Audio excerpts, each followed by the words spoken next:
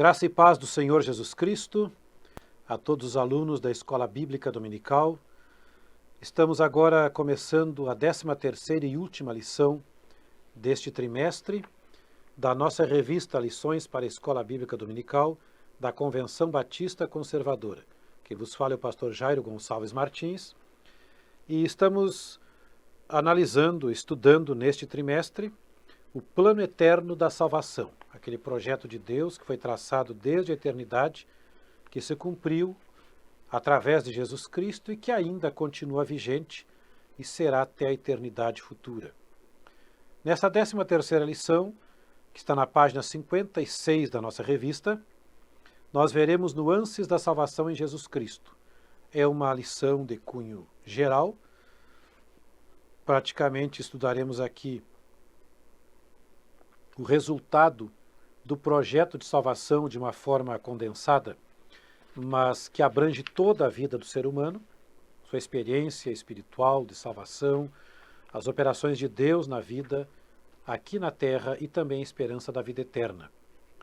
E o texto base está distribuído em vários versículos da Escritura, Atos 3, 19 e 20, João 8, 31, 32 e 36, 2 Coríntios 5, 17, Atos 2, 42, Gálatas 5, 22, Atos 1, 5 e 1 Tessalonicenses 4, 16, 17.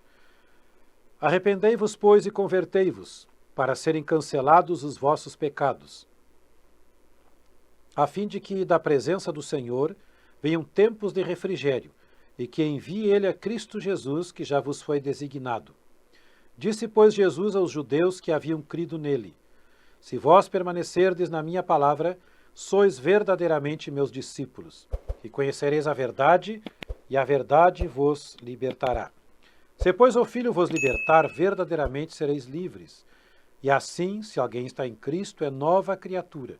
As coisas antigas já passaram, eis que se fizeram novas. E perseveravam na doutrina dos apóstolos e na comunhão, no partir do pão e nas orações. Mas o fruto do Espírito é amor, gozo, paz, longanimidade, benignidade, bondade, mansidão e temperança. Porque João, na verdade, batizou com água, mas vós sereis batizados com o Espírito Santo, não muito depois destes dias.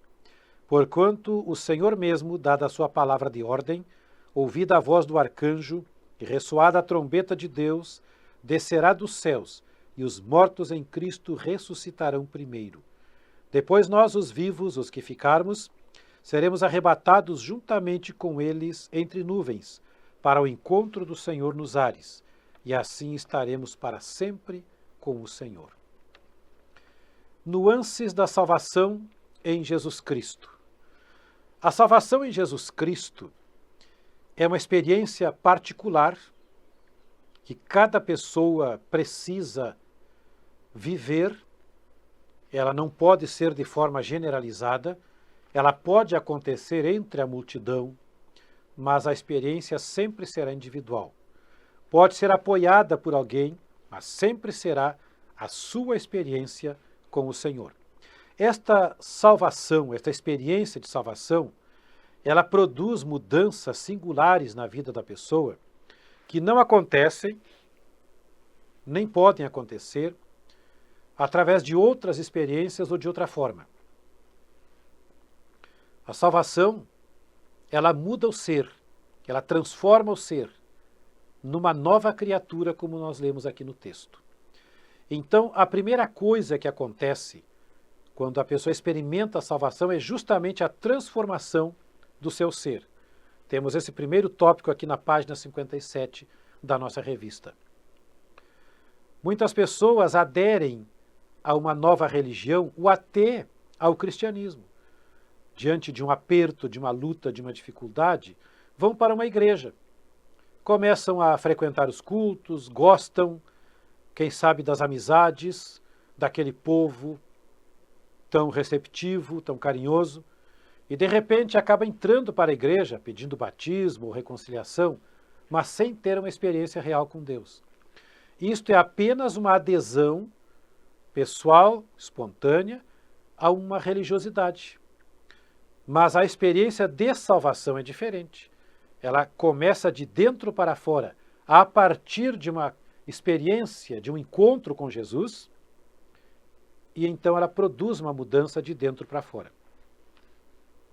Jesus, quando falava com Nicodemos, um mestre da lei em Israel, ele disse que era necessário nascer de novo.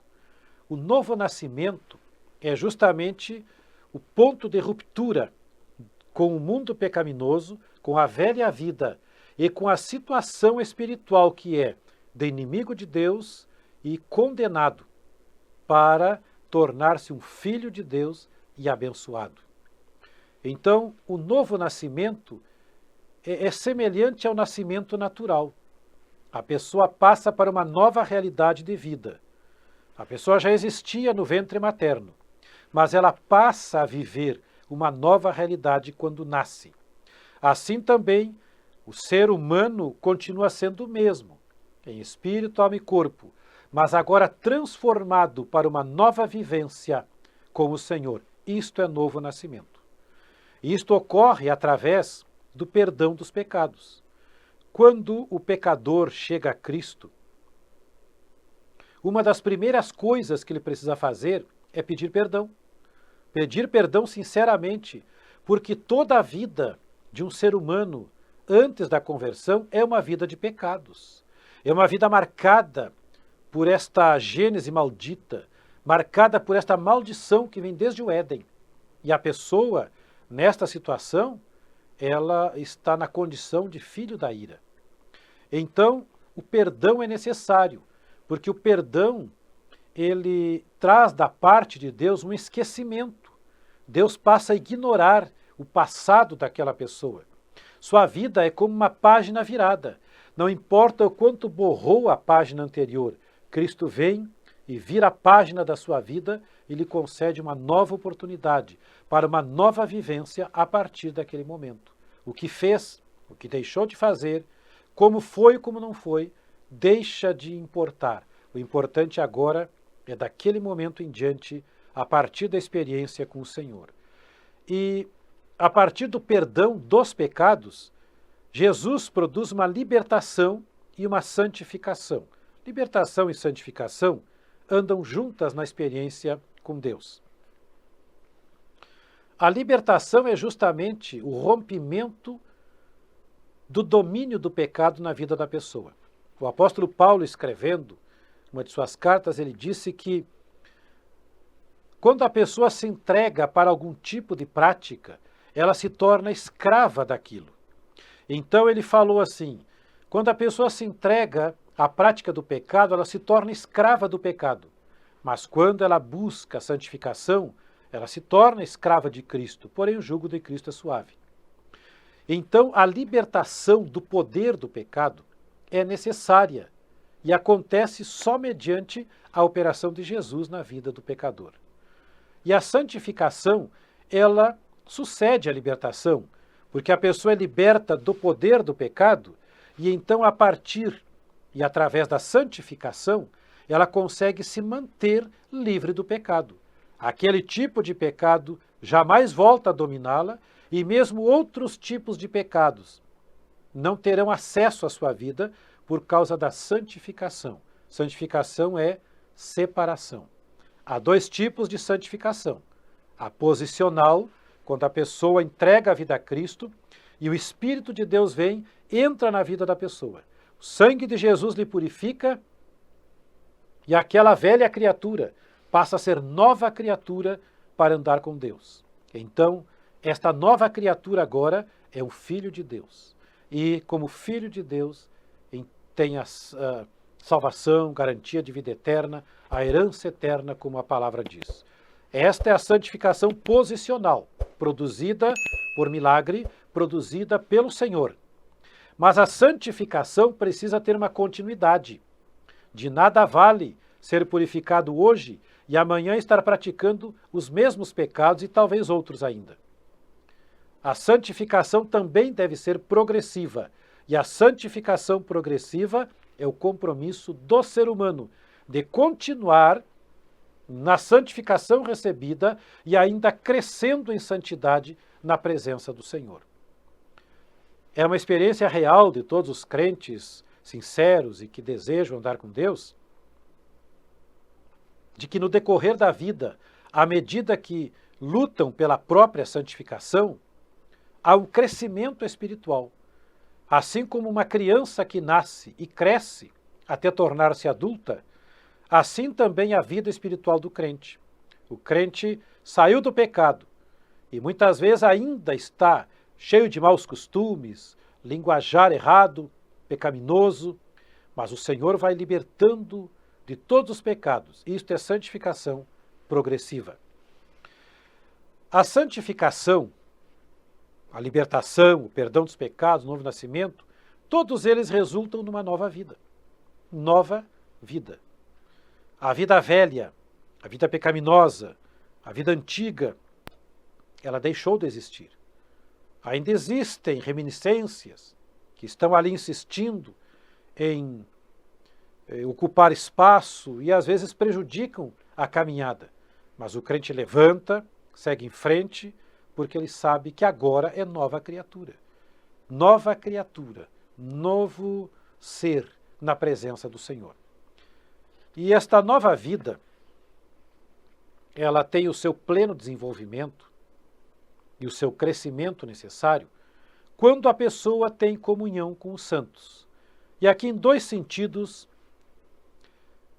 distintos, porém complementares. Em primeiro lugar, quando a pessoa se converte, ela passa a ser membro do corpo espiritual de Cristo. Isto é um mistério, isto é um milagre, porque um ser humano que é de outra raça, de outra etnia, que nunca viu o povo daquela igreja, de repente ele passa a fazer parte daquele corpo e ele sente-se em casa como se conhecesse há longos anos. Porque há um milagre espiritual da parte divina na vida da pessoa, produzindo esta intimidade, esta unidade no espírito. Esta é a primeira parte da comunhão. Porque a pessoa recebe de Deus esta bênção. Ela é inserida miraculosamente no corpo espiritual de Cristo. Isto só o Senhor pode fazer. Mas existe uma parte que é diferente, porém complementar, que é a adesão voluntária da pessoa, do novo convertido, à igreja, corpo de Cristo. Então, o crente, ele não deve esperar que a igreja venha até ele. Ele deve ir até a igreja e participar voluntária e ativamente das atividades, dos cultos, de tudo que acontece na igreja. Porque esta parte que o ser humano deve fazer, Deus não vai fazer por ele. A comunhão espiritual já está estabelecida pelo Senhor. Agora deve haver a comunhão prática. Isto é vida cristã. Isto é projeto de Deus, reunir o seu povo num corpo espiritual, mas sempre que possível, reunir no mesmo espaço geográfico para manter a comunhão entre os santos. A comunhão dos santos, ela precisa ser prática. Há uma ideia hoje, difundida inclusive até por pregadores famosos, de que o crente não precisa estar sempre na igreja, o crente pode servir a Deus em casa, lá de vez em quando ele aparece lá, mas não precisa ir. Pois eu quero dizer que está errado.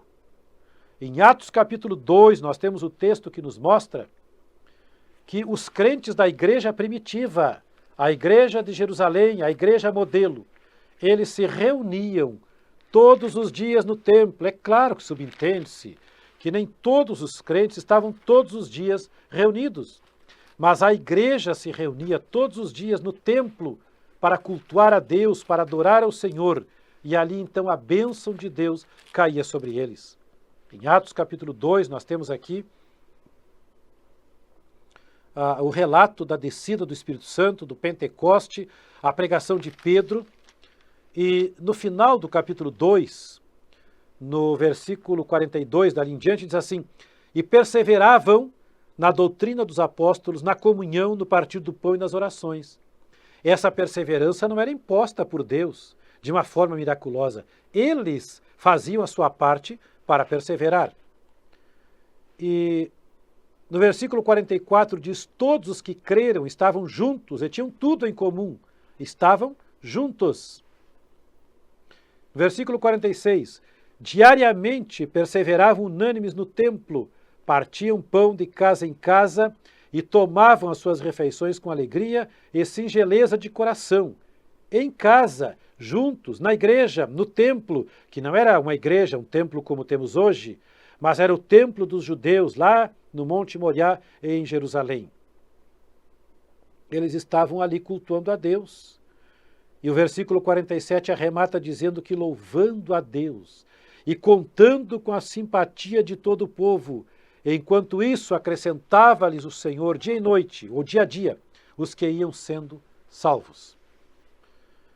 Como que as pessoas de fora vão ver o quanto é importante estar na igreja se os crentes não forem, não participarem, não derem a sua contribuição, a sua colaboração, nem que seja com a sua presença, para que aqueles que não conhecem Jesus venham e vejam o quanto é maravilhoso estar na igreja. Então essa teoria, que eu chamo de teoria esdrúxula, é a teoria que prejudica a comunhão dos santos. Crente precisa estar junto, faz parte da transformação, faz parte do projeto original de Deus para a igreja, que seja um povo unido, um povo forte, revestido de poder do Espírito, mas em plena comunhão uns com os outros. Ainda dentro das nuances da salvação em Jesus Cristo, nós temos no ponto 2, ainda no finalzinho da página 57, a vida de comunhão com Deus.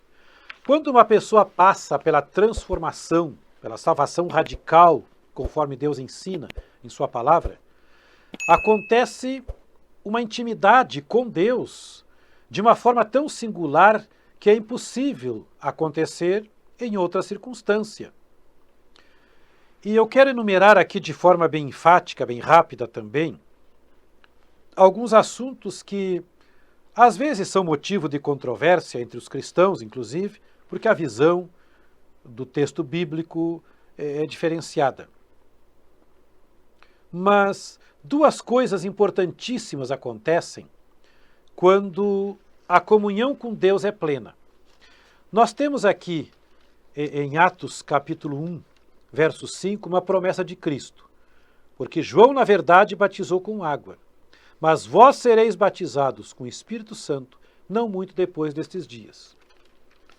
E em Atos 2, nós encontramos a descida do Espírito Santo sobre a igreja,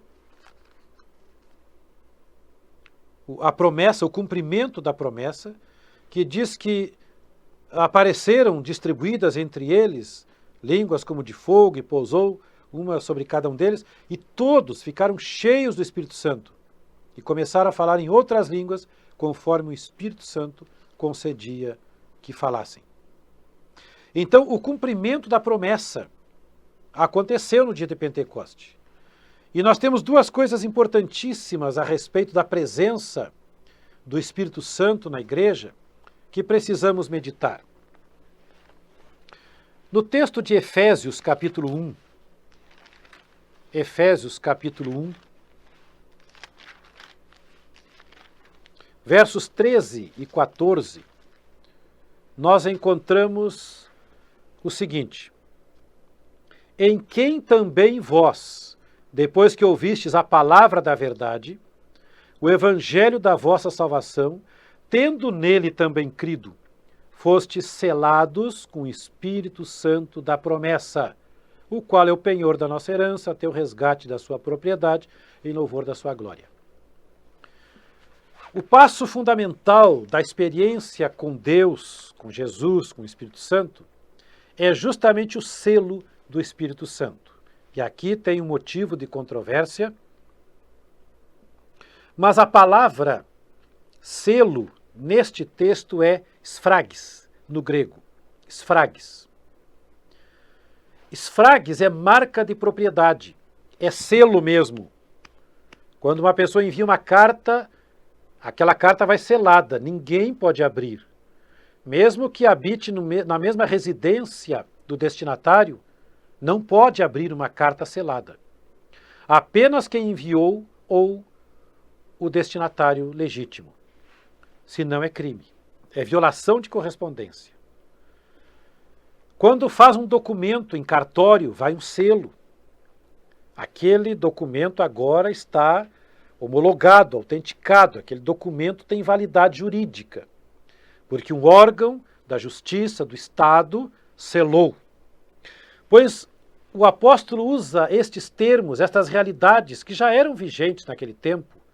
Os selos não eram como hoje, dentro da tecnologia moderna.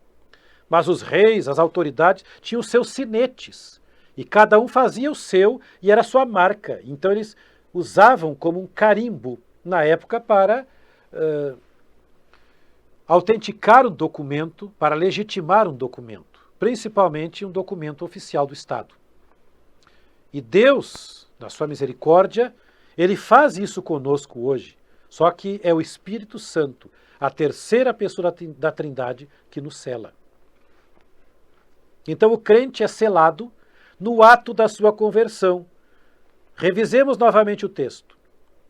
O versículo 12 termina usando o nome de Cristo.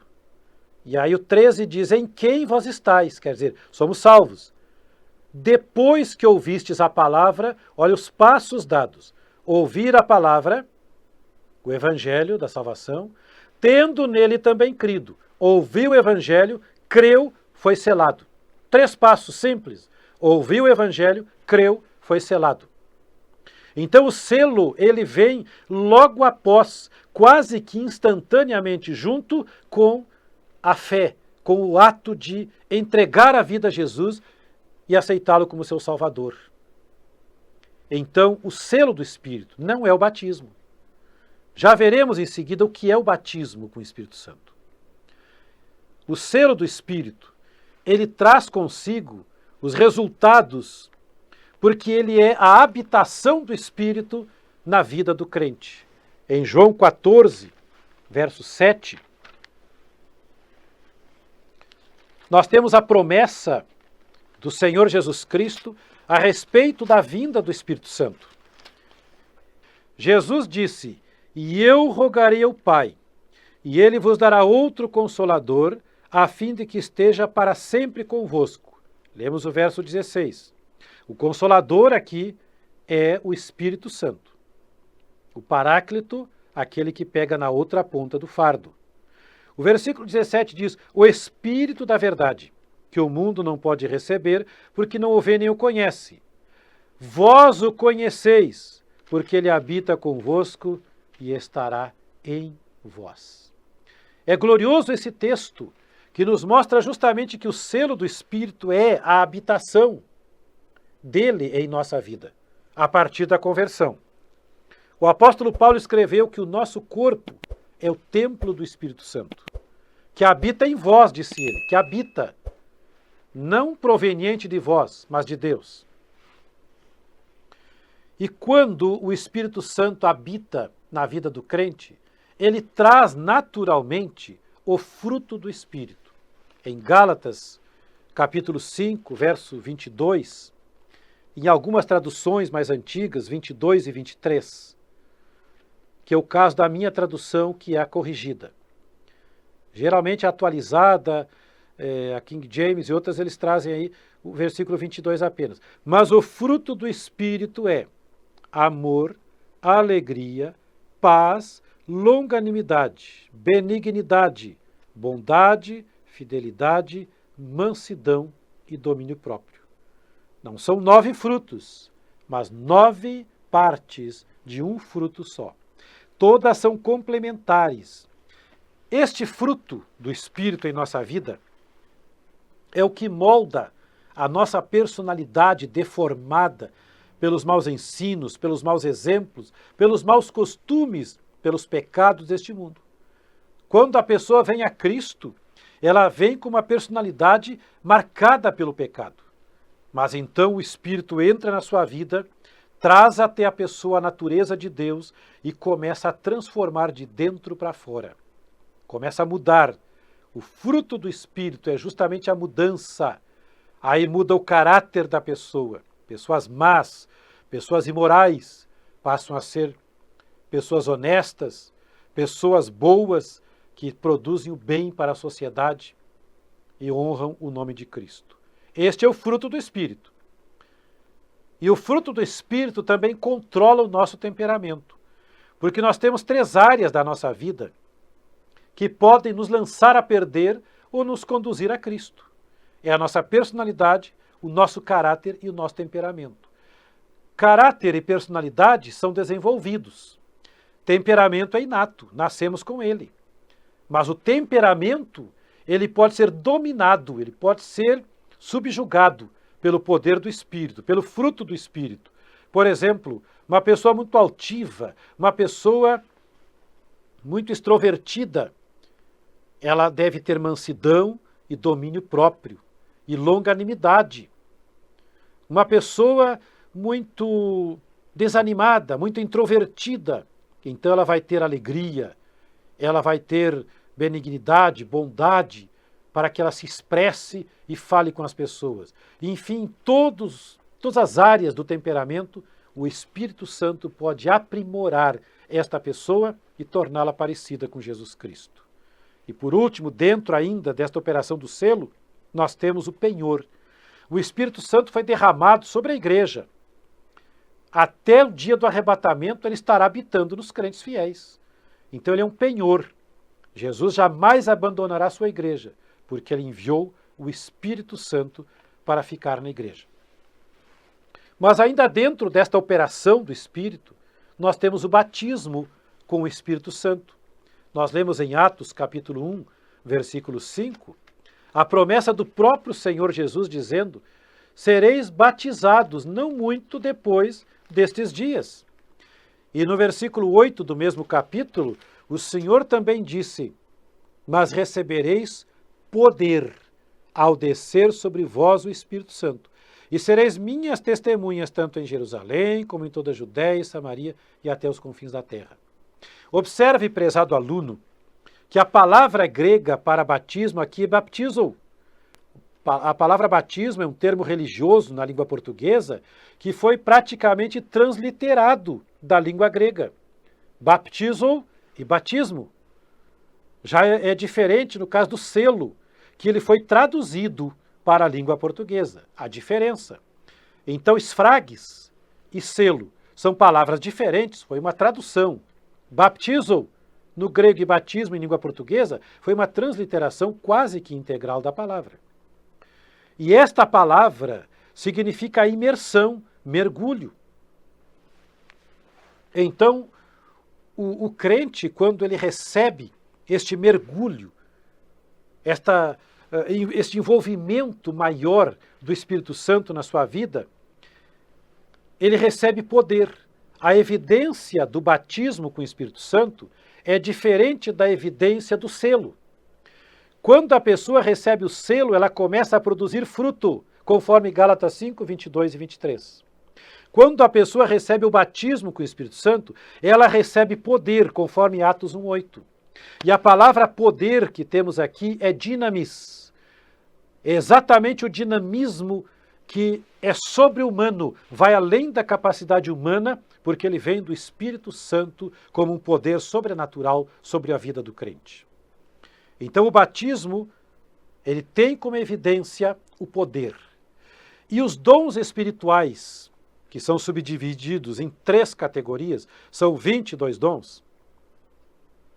Esses dons, eles são o complemento necessário para que o crente seja usado. Porque Jesus disse: ser-me-eis testemunhas. Recebereis poder ao descer sobre vós os Espíritos, sereis minhas testemunhas. É necessário poder para testemunhar de Cristo. Sem poder do Espírito não consegue testemunhar. A fraqueza humana sobrepuja a própria fé. Mas o Espírito Santo dá dinamis, dá poder para que a pessoa sobrepuje tudo. Então os dons espirituais estão divididos em 3 categorias. Lá em 1 Coríntios, capítulo 12, primeira carta de Paulo aos Coríntios, capítulo 12, nós temos a primeira nomenclatura de dons espirituais que o Senhor concede à igreja através do batismo com o Espírito Santo.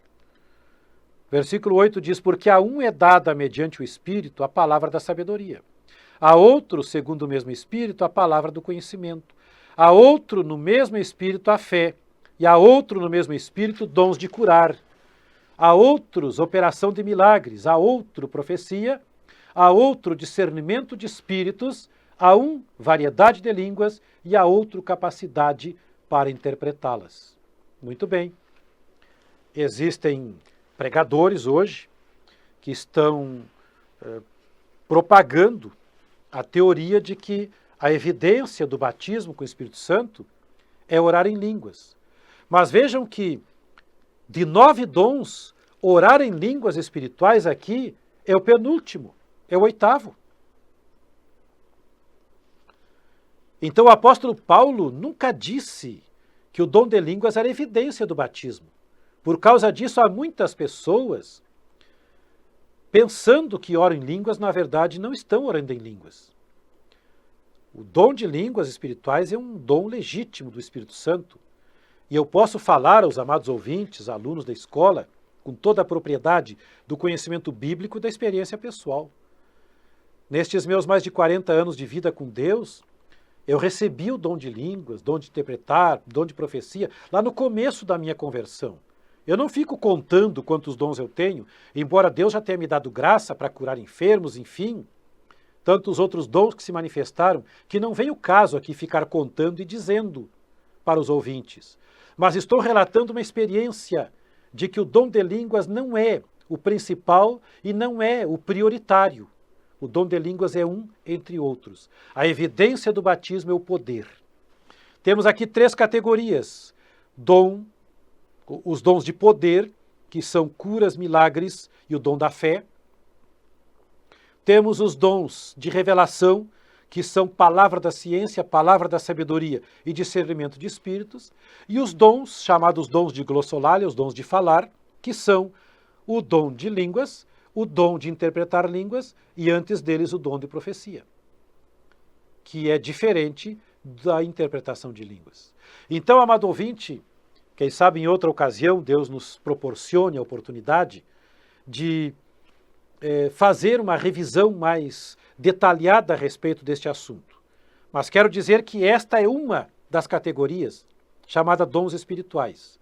Porém, no texto bíblico nós encontramos uma segunda categoria de dons, tão importantes quanto estes, que são muitas vezes negligenciados, que são os dons de serviço, os dons de diaconia. A palavra diakonos no grego significa serviço, trabalho, ministério. Então nós temos no texto de Romanos 12, de 6 a 8,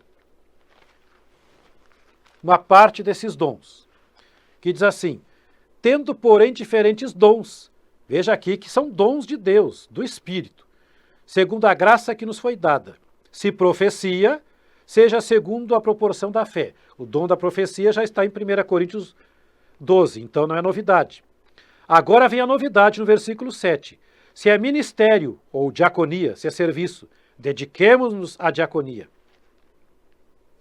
Se é ensino, esmere-se no ensiná-lo. Então temos 2 dons espirituais aqui que são novidade. Verso 8. O que exorta, faça-o com dedicação. Dom de exortar, o 3º. Que contribui com liberalidade, dom de contribuir, 4º dom. O que preside com diligência, o dom de dirigir, governar, presidir, que é o 5º dom. E quem exerce misericórdia com alegria. Então nós temos aqui ministério, ensino, exortar, contribuir, presidir e dom de misericórdia. Temos 6 dons espirituais aqui, que são chamados dons de serviço, porque através deles podemos servir ao nosso semelhante. São dons de atividade social que a pessoa tem, que sente no coração. Às vezes aquele desejo de fazer alguma coisa para Deus e pelo próximo é um dom de Deus que está ali. Não tem que sair orando em línguas ou profetizando, mas vai ajudando, repartindo, contribuindo, dirigindo, trabalhando na causa de Deus e pelo próximo. Nós encontramos também em 1 Coríntios 12, verso 28, Dons de serviço. A uns estabeleceu Deus na igreja, primeiramente apóstolos, em segundo lugar profetas, em terceiro lugar mestres, depois operadores de milagres, depois dons de curar, depois socorro, governo, variedade de línguas. Temos aqui socorro e governo. Este governo é interpretado por alguns como sendo um dom diferente do dom de presidir, mas ele é um dom diretivo, então pode ser que seja o mesmo. Varia, então, conforme a interpretação, entre 21 e 22 dons de serviço. Temos a novidade do dom de socorro. Os outros dons já veremos em seguida. E em 1 Pedro 4,11, nós temos, então, o complemento destes dons espirituais e de serviço. 1 Pedro 4,11.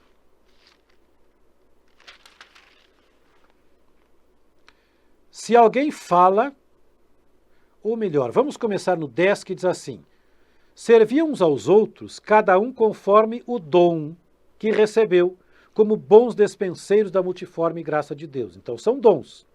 Se alguém fala, dom de falar, fale de acordo com os oráculos de Deus. Se alguém serve, o dom de servir, dom de diaconia, faça-o com a força de Deus, é o que Deus supre, para que em todas as coisas Deus seja glorificado. Temos aqui a novidade do dom de falar. Então nós temos os dons espirituais, os dons de serviço, e nós temos em Efésios 4,11, para complementar este comentário, os dons ministeriais. Esses dons ministeriais são aqueles dons exclusivos para quem tem chamada. Diz assim, ele mesmo, Jesus, concedeu uns para apóstolos, outros para profetas, outros para evangelistas e outros para pastores e mestres. São dons ministeriais exclusivos para quem tem chamada divina. Prezado irmão, prezado ouvinte, procure esclarecer um pouco mais esta teologia dos dons espirituais, esta parte da teologia sistemática a respeito da pessoa do Espírito Santo, e que esclarece a respeito dos dons para que não haja confusão na igreja, para que não haja discrepância nem dissensão, mas que todos nós possamos andar nos caminhos da palavra, trilhando o caminho do conhecimento bíblico verdadeiro. As nuances da salvação em Jesus Cristo abrangem também a eternidade. Muitas vezes as pessoas estão desejando a bênção terrena de tal maneira que perdem a visão da eternidade. Mas o crente, ele tem uma vida completa. Ele vive uma vida com Deus nesta terra, desfruta das bênçãos de toda a natureza que Deus lhe promete aqui para o mundo. Mas ele está sempre com os olhos voltados para a eternidade, para Jesus, autor e consumador da sua fé, não só para a bênção terrena, mas eterna. Então, dentro das bênçãos aguardadas para a eternidade, em primeiro lugar, tem a ressurreição dos salvos. A ressurreição dos salvos acontecerá no arrebatamento da igreja, que acreditamos, pelas profecias, que esteja muito perto de nós. O arrebatamento vai dar fim à era da graça, e todos os salvos do Antigo Testamento e da igreja ressuscitarão naquele dia. E então os salvos vivos serão transformados e todos juntos arrebatados ao encontro do Senhor nos ares. Arrebatamento dos salvos vivos, ressurreição dos mortos salvos, acontecerá naquele dia para a vitória da igreja. O arrebatamento da igreja é a maior esperança para os cristãos. Não é ficar rico, embora seja importante. Não é ter muita saúde, embora seja muito importante. Mas é estar preparado para o arrebatamento. Porque logo após o arrebatamento, o mundo entrará na fase pior da existência deste planeta, chamada Grande Tribulação. Enquanto que os salvos estarão na glória com Deus. As promessas são maravilhosas. Os crentes encontrarão com o Senhor nos ares, como escreveu o apóstolo Paulo, na primeira carta de Paulo aos Tessalonicenses. E conforme João escreveu na sua carta também, todos os salvos verão a Deus e serão como o Senhor Jesus Cristo. Esta é a esperança da igreja. o povo que está aguardando para o encontro com o Senhor. O encontro com Jesus será nos ares, como diz o último versículo lido nesta revista, neste texto aqui. Depois nós, os vivos, os que ficarmos, seremos arrebatados juntamente com eles entre nuvens, para o encontro do Senhor nos ares, e assim estaremos para sempre com o Senhor. Glórias a Deus! A igreja tem a viva esperança da eternidade. Aqui viemos do mundo de pecado, fomos transformados, pagamos um alto preço para carregar a cruz, mas recebemos a presença viva do Senhor em nós, que transforma, que liberta, que dá poder e reaviva a cada dia esta esperança maravilhosa do grande dia do encontro com o Senhor. Amado aluno da escola dominical, não desista. Como disse Jesus, persevera até o fim. Deus tem um plano maravilhoso com a vida de toda a humanidade. Nem todos aceitam, mas aqueles que recebem Jesus como seu Salvador estão garantidos para a eternidade com o Senhor. Persevere, porque o plano eterno de salvação, que começou antes da existência de qualquer coisa, ele continua vigente, ele continua acontecendo e nos prometendo a vitória perfeita na eternidade. Cristo Jesus garante o cumprimento das promessas, Cristo Jesus garante a nossa salvação. Que Deus abençoe a todos, em nome de Jesus. Aqui encerramos este ciclo de 13 lições da nossa revista, Lições para a Escola Bíblica Dominical da Convenção Batista Conservadora. A convite da diretoria do Seminário Teológico Batista Gilgal, coube a mim escrever esta série de lições, mas fui iluminado, inspirado pelo Espírito Santo e certamente Deus, pela sua misericórdia, tornou viva no coração de cada aluno a sua bendita palavra. Adquira esta revista, acompanhe os vídeos anteriores, se ainda não o fez, e entre neste plano eterno de salvação. Participe dele como salvo, como servo de Deus. O Senhor planejou isto para a nossa salvação, para a nossa vida eterna com Ele. Deus abençoe. Em nome de Jesus, até uma próxima oportunidade.